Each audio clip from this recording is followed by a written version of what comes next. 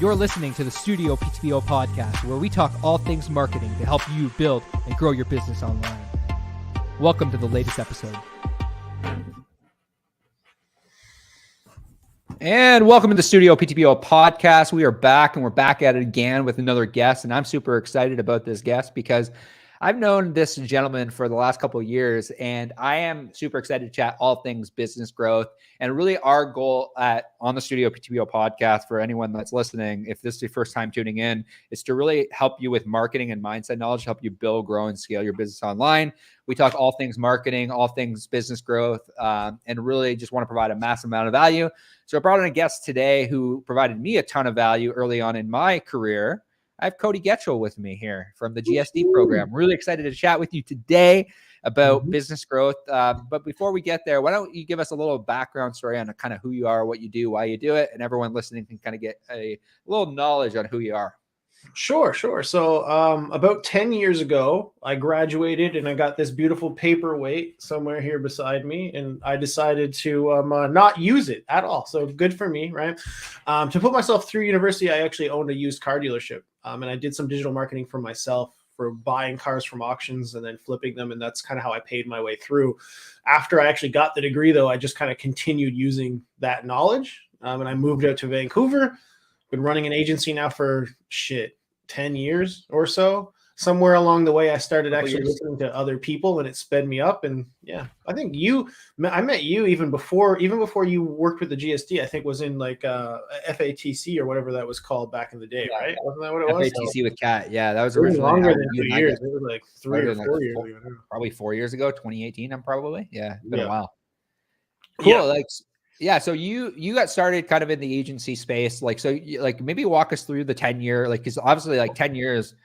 I like to say I'm so old in the agent. I'm a young guy. I'm not old. I'm not an old man. You can tell. I don't got too much salt in the pepper yet, but I started so long ago that when I first started, it wasn't about I'm better at digital marketing than this guy over here. It was about convincing people they should even be on Facebook and Google in the first place. So interesting. It was a completely different place. Like you'd walk into a business and you'd have to try and tell them you need a website and you need a Facebook business page, right? And this was 2012 or 2013. So Facebook been around for 4 or 5 years. So the older business owners still weren't quite on that yet. So it was interesting. It's very much adapted now to being everybody knows they should be on it, but they've been burned by people and you have to prove yourself now. So it really is a completely different environment than it was 10 years ago. But I mean, my journey started out the same way as everybody else's does, thinking I was a cocky shit who knew how to do everything, and turning that into realizing I don't know what I don't know at some point, and then going out and learning, mastering it a little bit, and then eventually deciding that we wanted to help others, which is what's led us to doing the GSD. It's a humbling process sometimes when you think you know something and then you get new information. You're like, oh damn, I totally didn't know what I thought I knew. And it can be a humbling process. And I think that staying humble in this game can be something that really helps you create longevity in business, because you're like, I never know all the answers, but I can find the answers. And it's and I think this is a good segue to talk a little bit about the GSD program, to kind of give you that's kind of how we got connected. I hired you and Rahul early on, I think, in GSD to kind of do some one-to-one work with me. And it was a really massive, it was a really massive catalyst for our agency at that stage and at that time, to really give us a lot of the fundamentals that we still use even to this day, like end-of-day reports. We use them with our 20 staff that we have.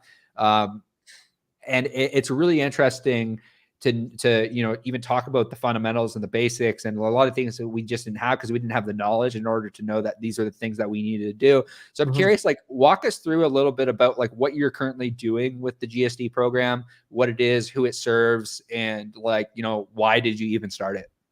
Sure. So, I mean, we started it not out of necessity. So as you know, we actually run a multi-7-figure marketing agency, and that runs by itself a lot now. So we don't really have to be too much involved in it. I wanted to start something where I could help people, because I was seeing a lot of issues in the coaching space specifically, where people were teaching some people how to get clients, and then they weren't teaching them past that point. So, I mean, a lot of the minutia that you just brought up, like the end of day reports and like SOPs and structure, right, that we give people, like some people might look at that and it gives them a headache, right? They're like, oh man, I don't want to think about all that shit. But it really is the difference between, collapsing in under your own weight as you grow or creating a truly scalable business. Because as you hit each level, right, like 10K, 25K, 50K, 100K, 250K, each one of those per month revenue points comes with a whole new set of issues. And totally. So in the GSD, we really did build it to be, build and act as if, meaning build and act as if you are already the company you're trying to be. So you should already be putting in place the systems that you'll need for when you hit the next level now. Yeah. And that means like SOPs. I tell people, even when they're a solopreneur, we give them SOPs and roles and positional stuff. And I tell them, I'm like, implement that. It might be you right now. You might be the project manager, media buyer, accountant, salesperson, marketer, all that shit, but have the roles developed so that eventually when it's time to actually hire a person, that role already exists. And all you do is you cut that off and you put it, and you're just growing into, like, you're putting the hand into the glove you already made, right? It's square peg, square hole situation, instead of trying to figure it out as you go, because that's only going to slow down momentum. And that's where you start getting people who cut the pipeline off to build. And you hear about build and growth stages, right? That's bullshit. You need to be doing both at the same time. You can't be you're cutting off the nose to spite your face at that point to try and fix something that you didn't need to fix. You should be already having it in place. Yeah, no, it's really interesting. Like, when we work together, like a lot of the things, like we were having success, but a lot of things I just didn't have implemented. Like it was a lot of the key standard operating procedures like that kind of opened me up to realize, okay, like in order for us to scale, and like, I love what you said about like continually reinvesting back into the business and like looking at like, and I think a lot of people struggle with that and they stay where they're at because they don't take some of the profits and reinvest in the back of the business in order to get to that next level. I'm really curious what your thoughts are. Obviously you have a program, but like you're reinvesting back into yourself as well. It's like, you're practicing what you preach and you're getting around other people. And I'm a huge proponent of that as well. That's why I hired Taki Moore in boardroom around some of the best and the brightest in the industry. I'm curious to know kind of like, why do you do that? And like, why do you talk about that on a consistent basis? Like, what has that done for you? Well, okay, so let's go back to me then. So for the first 5 years of me, I did pretty well, but I didn't get around other people who were doing way better. And so since then, it's been a consistent process for me where it's like, I feel like if we're in the room, if we're the best people in the room, right? If we're making the most money and we have the highest value assets in the room that we're in, then we need to go buy some new friends. And that's how me and my business partner Rahul in the GSD think about mentorships and stuff. Now, it's not always about learning that new skill. We are always looking for where's the gap and let's refine that. And we're buying a specific skill set, but we're also looking at where's the next high value room and access point that we can buy our way into. Because those networks are invaluable, and they're invaluable not just because, a lot of people just go into a room and like, what can you do for me? Yeah. Right? You need to turn that around. Be like, what can I do for these people to grow my value? Number one. And number two, what can I just absorb? Like, look at the people around you and what they're doing. When I say build and act as if, when you are there and there's nobody around you that's a few steps ahead, how the hell are you even supposed to do that? Yeah. Right? So when I tell you, it's like people when they don't even bring up the end of day reports or the SOPs, because they might not even know what the hell that shit is. They might only think they need to get a few clients. And once they get those few clients, they're like, man, 10K a month, 20K a month, that's a shit ton of money. I'm going to chill right here. And that's where you get into what I call the ego comfort zone. Because when you're the most successful version of your friends or the people you talk to all the time, you get comfortable and you don't need to grow because everyone's already patting you on the back. Everyone's always saying how awesome you are. And you're just going to stick right there at like level 2. When you're looking up at like level 100, you don't even know there's that. You don't even see that shit. It's up in the sky and you're just stuck there and you become kind of like a brat. Like I see it where people are just like, you are acting so far out of touch with where you are. And that's keeping you stuck because you don't think you have anything to learn. Yeah. And so it always comes down to buy your network. And then, as soon as a person understands they don't know what they don't know, man, the growth is like exponential. But that freaking realization, I gotta stop swearing on your podcast. That realization, right, is huge. Yeah, that's the East Coast blood in me for everybody else. Yeah.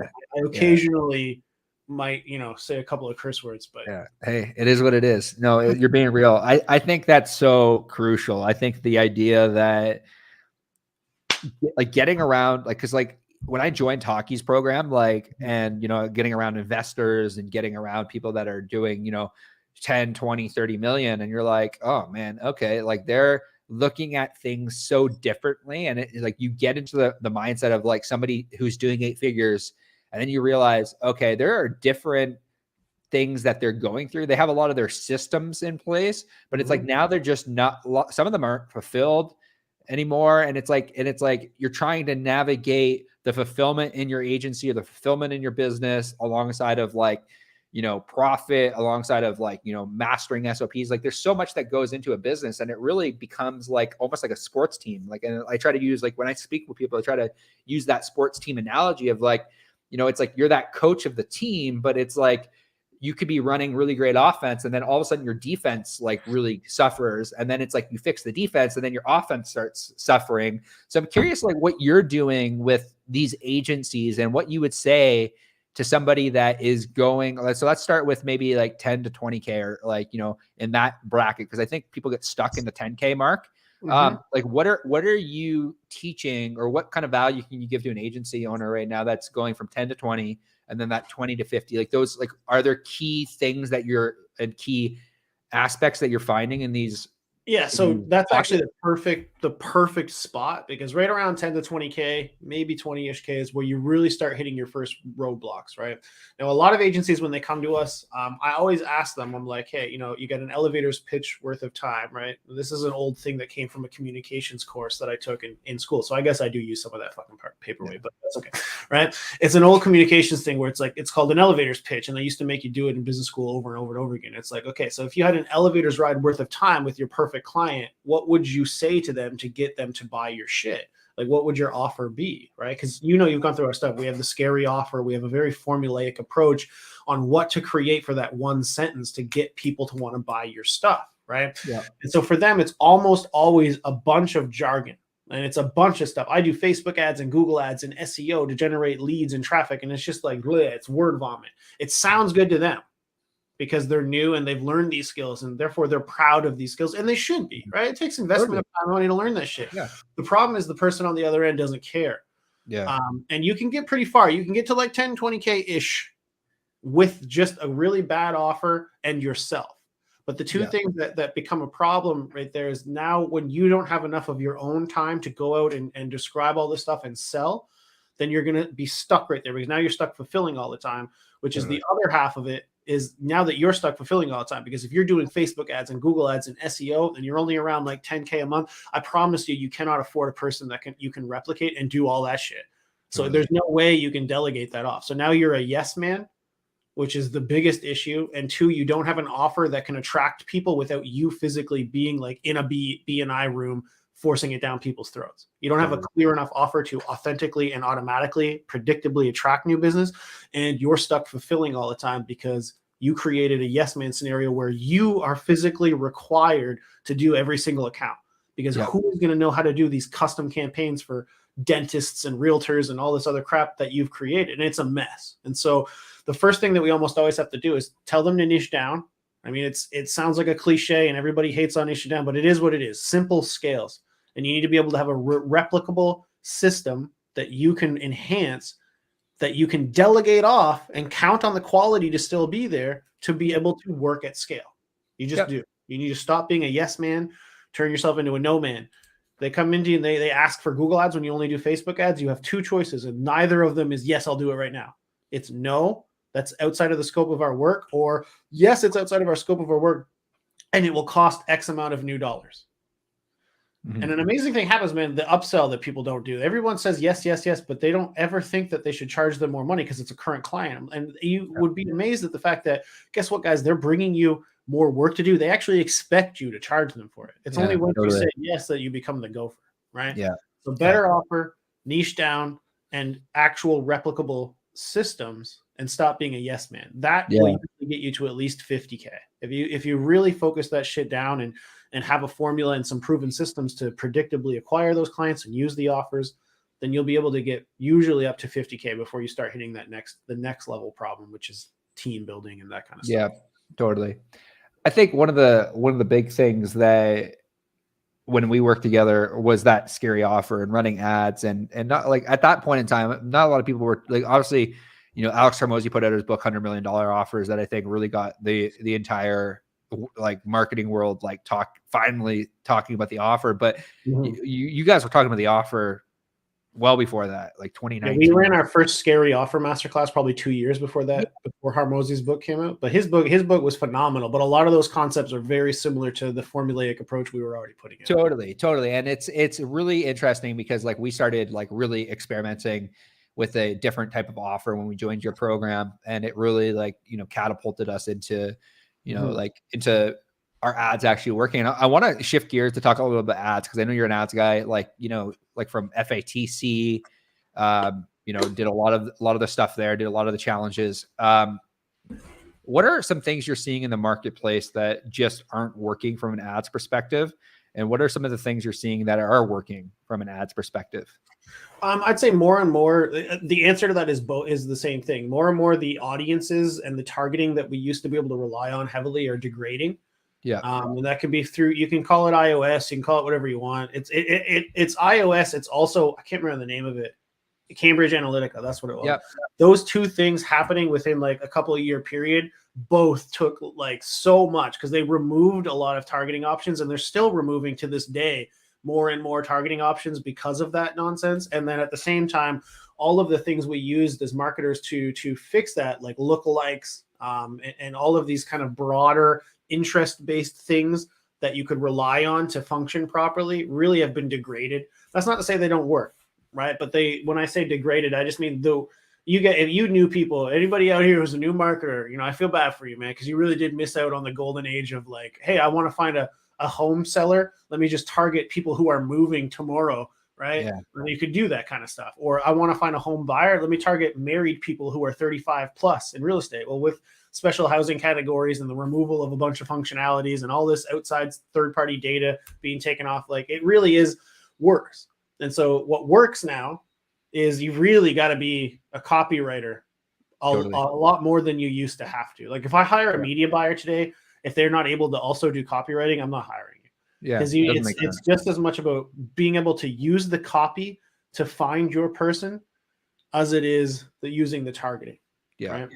Yeah. One of the things that you said to me early on that really always stuck with me was Russell Brunson's hook story offer, but actually making sure that the ads have the offer in the hook as well, I think was something that really like stuck with me, and it changed like the entire way that we ran ads like on the front end, because I think a lot of the mistakes that I see people make with like running online ads is they don't call their target audience out in the actual hook. And then you just not, it's harder to find them. It's harder to find that person because they're scrolling through, and you literally have, especially on Facebook, you have, a couple sentences in order to find them, in order to get them to actually stop. Especially on mobile, right? You get like one line of text, and that's what I emphasize I take a picture of it. One of the things I show everybody when I do my weekly, because I train people weekly on ads, is I'll show them this. This is what you have. This is the real estate you have to convince a person to take an action. So you've got this tiny little 2 lines of text, and now Facebook has done you the favor of letting you write whatever you want on the giant picture. That's what you have, right? And most people, they want to, I get it, write the giant story. It works sometimes, but if they won't read the story if that first line doesn't do shit. Yeah. So like, it's the same as in an email and everything else. Like you're spending 90% of your time on the story, right? When you should be spending 90% of your time, honestly, on the subject line or the headline on an ad. And because that's really most of the income is going to come from that always. Yeah. I'm curious what you think about TikTok ads. Are you guys running them right now? Like, We just got started. And so we're not the type of people I'm not teaching it yet, right? Because we're not, I mean, they're working pretty good. And we got some professionally done photo shoots and shots, and you should see some of the hilarious shit we do. We'll be rolling it out. So I'm sure I'll see them in my feed. Yeah, for sure. They'll be around there. But yeah, I mean, I don't know. I can't give I know other people are making them work really well. We just got started on them like this month. So we got some leads coming in. We've had some calls coming in, but I'm not comfortable yet saying, let's all switch over. I'm not, we're not one of those gurus who like runs it for a week and then launches a masterclass right away. Yeah. When you see us start promoting it, it'll probably be like 6 months down the road if we made it work. That makes sense. Yeah, you got to make it work. Right now. I mean, the organic side of it is ridiculous. Yeah. Right? But I mean, what I like about it is Facebook stole Reels from them. Basically, that's where Reels came from. Reels on Facebook and Instagram, because I know most of your audience watching this is probably heavily invested in organic there. Like, yeah, start the new platform, try out TikTok. But if you're sleeping on Reels on Facebook and Instagram, which is, if you're doing TikTok videos anyway, man, just flip them over here and put them on your Reels. You're missing out. I had one the other day I put on, and it's been just for like days and days and days and days. I've been just like 5 followers a day, just from that one reel, adding me on Facebook, following me. It adds up. So it's Facebook pushes their new features, especially when they're in competition with heavily growing platforms. And that's what happened with Lives, right? That's what happened with Stories when they wanted to kill Snapchat. That's what's happening with Reels right now, because they're trying to compete with TikTok. Yeah, something I slept on recently was even just Facebook Stories. Like I haven't really been posting, and I'm like, oh man, like there's you get a ton of views on Facebook Stories, like organically. But yeah, TikTok is one of those platforms that just really interests me. Like one of my old business partner has been on the platform organically for the last couple of years, and I kind of like I slept on it, but going a little bit harder with organic content. But I don't know, like I'm in the same boat. Like we've only been running TikTok ads like for our agency for the last like month and a half, 2 months. But what I can say so far, based on the forms that I've seen filled, is the quality of the client, the type of client we're getting is like quite a bit higher than Facebook so far. And that could totally change. But it's a really interesting platform, needless to say, just even based on like the types of targeting, like when obviously you've been in the platform, you've seen kind of they have like a lot of the targeting that, because it's so based on like consumption and how you consume the content. A lot of the hashtag based targeting is very, very interesting on the platform. So I'll be interested to see what you guys do once you run the platform for the next little while. But from an ads perspective, what would you say to a business owner that is considering running ads, not quite sure, want to test it out? Maybe they ran ads in the past and they've been burned by an agency. And I use like burned very lightly, because a lot of people said they've been burned by an agency, but they didn't give it enough time. And people that listen to this podcast, they know that like I'm a very big proponent of time and volume in order to actually scale anything. But I'm curious on like what your thought process is around like running successful ad campaigns. Yes, I mean, all of what you just said kind of flows into what I'm going to say. So I'm going to start with, for the people who are out there listening to this podcast, right, who have heard people tell you that they're burned before, a lot of you are going to jump to that and be like, well, I'm better. Let me tell you right now, you're not, probably. I'm just gonna put that out there. You might be a little bit better than the last person, but it's also highly likely, if you're newer, that you're not better than the last person. And the only reason that they feel that they got burned was because the expectations were not properly set. As marketers, we make big promises. We come in, really, it's the sales guy's got to say what the sales guy's got to say to get the sale. That's the sales guy's job. But as the project manager or the media buyer, you have to set realistic expectations. You have to map out the journey. So that goes in hand with what Cody said here. Trips me out to say my own name towards you, but that's is that you got to understand that it's a volume-based game. And so now for everybody, right? Now let's bring this back to every type of account. I always say people who win in ads are the ones that understand that it's not like, don't make it a transactional thing. As in 30 days, if we didn't make $4 for every dollar we plugged in, this is broken, this sucks. Think about what you're saying, right? Go anywhere else in life and do that, right? I'm not talking to you crypto moonshot people. The crypto people are like, well, I put, $10 $100. What are you talking about? If it's not 100x, it's not worth it. Yeah, I get it, bro. It's okay. But the point is, like, we win at ads with the GSD and with all of our businesses that we've had because we understand how to use the bag we're filling up behind us.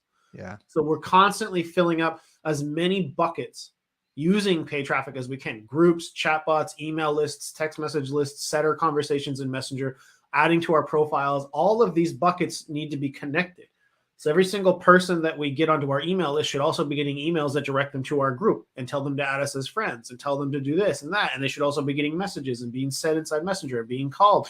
And eventually they'll tell us to go to hell and never talk to them again. And then we cross them off the list and we don't do it. And that's fine, right? But because we're using those lists, we get people like, we run a slow ad, an SLO ad. And for those who don't know what that is, it's a self-liquidating offer. type of funnel, as in it's a low ticket kind of high info product, and then you have an upsell and all that kind of stuff. Anybody who's ever been through anybody's funnel, you get what I'm saying. And we make probably 75 cents on the dollar from it on the front end, and we get sales from it like 2 years later, because the guy joined our group, took our masterclass, has been watching us on Facebook, finally has a little bit of money, and now wants to talk to our setter, right? Yeah. And it's understanding that makes it work. And do we track it to know which funnels are profitable? And do we constantly test new stuff and shut stuff down and refocus? Yes.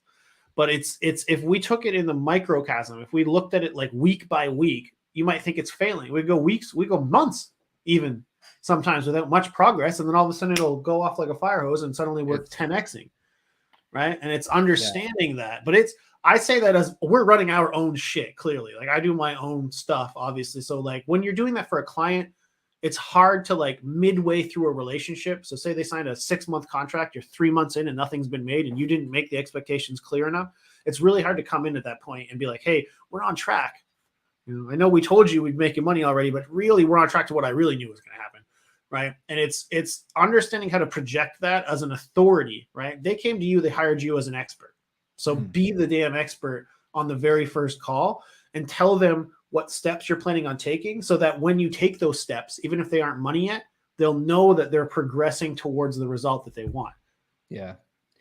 I totally echo that. Like my coach Taki always says that like people leave programs when they run out of future with you.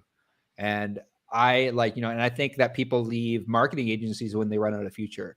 Like, if you're just doing the same thing over and over and over and over again and not like providing some sort of value or showing them a roadmap. And that's something that we're working on right now with all of our realtors is building out like kind of a milestone roadmap, like a visual roadmap of like, here's what 3 months looks like. Here's what 6 months looks like. Here's what 18 months looks like having that visual roadmap, I think is something that like, obviously my account managers are working on that right now, but it's something that like, if I could go back and look at, kind of when we first started creating the program, I think that having that visual roadmap, like having something that the salespeople could show to, it's like, hey, we understand that this is a 3 to 6 month thing that you've signed for, but here's what 18 months looks like. And we're trying to create a long-term partnership, and it shows them that visual of, and I think I got a lot of that stuff from you guys early on. I just never actioned it. And finally we're actioning it. Yeah. I mean, we teach like there's 2 types of offers, especially in your specific industry you're doing with realtors. There's 2 types of offers: transactional, which is I'm going to get you this many things every single 30 days. That can lead to problems. And it's what a lot of people do. We've been moving people for years. We tell people about both, but we kind of want people to do what we call journey-based offers, which is a minimum of 6 months to 12 months. And then it has what I love the word you just used there was like micro wins, right? Those parts along the way where it's maybe not a sale. So for you, maybe they didn't sell a house or do it yet, but you booked a call, you're showing people homes, they're putting in offers, they're making accepted offers, and understanding that journey becomes cyclical, right? Where if this guy took all the way here, then this guy's going to be doing it there. And then suddenly that. And so even if they don't have money in the first couple of months, as long as they're actually booking calls and showing people homes by month 3, right? You're on the journey and they know they're going to make it. And therefore they're looking, like you said, in the future with you. And as long as they can envision that future with you, they're going to stick around. Yeah. Yeah. And I think I would love to get your insight, because I think that give a little story and then kind of give you an opportunity to chat about this and what you're doing with your within your program. But about 2 years ago, not even 2 years ago, about 3.5 years ago, my old business partner, his dad was the former CEO for Quaker. He did like a kind of like a half-day training with us, and he worked obviously in the agent. He was the CEO for Quaker, so he worked with like massive agencies. He worked with Ogilvy and Mather, and he said that the 2 reasons that agencies get fired is number 1, failure to drive results, and the second thing is communication, and having that communication cadence. And I think a lot of that is like painting the picture, but a lot of this also has to do with actually creating scheduled follow-ups where you actually check in with clients and show them that you're actually doing something on the back end. So I'm curious to know what advice you would have for an agency owner, or even a real estate agent that is showing homes to people. How can they keep the communication cadence and the communication rhythm between them and their clients at an all-time high? So I want to start with real estate and then I'll go into the agency side just because. So my significant other is a realtor. She just got her license like this year, and I got to use her is probably not the right way to say it, but I'm going to say it anyway. I got to use her as like some clay because I know she'll listen. So I wanted to just see what would happen when I finally had a person who would just do exactly what they're supposed to do. So we spent a very little amount. I did give her an ISA. I gave her the follow-up monster. I gave her a whole system and some employees, but we only spent about $300 a month on ads. And in her first year, she made $140,000 in commission off of that $300 a month. And she didn't live here. She moved here. So she didn't know anybody here. She didn't have a sphere of influence here to build off of. Those were all from those Facebook ads in her very first year of doing it. And so part of that was just following the system, but part of that was the follow-up like you bring up. So I find with a lot of realtors, they get assumptive. And I don't know if that's because they're used to working with referrals and all this stuff, but they do things like you have the very first call with them and they'll say, I'm going to set you up on this list. Go look at that list on your own time, heart a few properties, and when you're ready, let's go look for homes. Right? As a salesperson, that just breaks my brain because I'm like, all you just did was they're never going to talk to you again. A stranger from the internet who you just met, never going to talk to you again. Because they probably filled out some other form and they're going to have some other realtor actually know what they're doing with sales and they're going to follow. And the reality is just the slight difference of saying, I set you up on this list, take a look through some stuff, heart what you like. I'm going to give you a call on Friday at 1 p.m. Does that work for you? Yes, cool. Then we can go through them together and see what ones we can start setting up that showing for. All I did right there is just set up a next touch point, like a normal, regular salesperson in any other industry would do. But for some reason, 9 times out of 10, realtors don't do that. Yeah. And that's how they leave the call without scheduling the follow-up, 100%. Yeah. They have no next steps. And that like, it sounds so stupid, easy to understand, but just doing that is taking the relationship further. And real estate is a relationship game.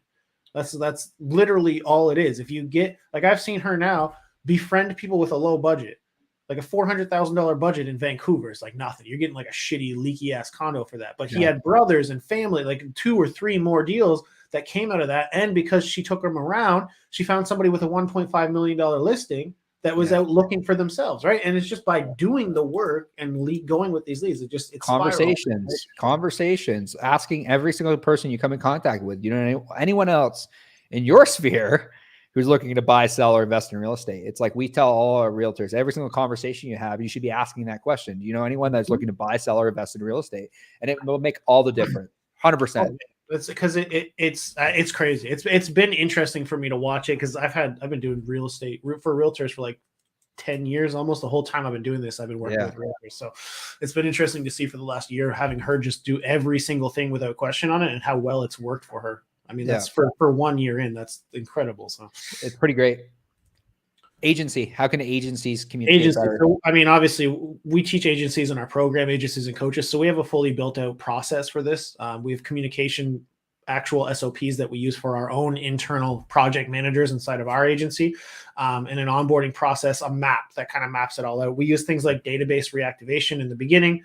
We leverage the honeymoon phase to set a bunch of expectations. And for all those who are uninitiated, the honeymoon phase is something I call between the time the salesperson makes the sale and the time you turn on the ads and the client has to start calling them.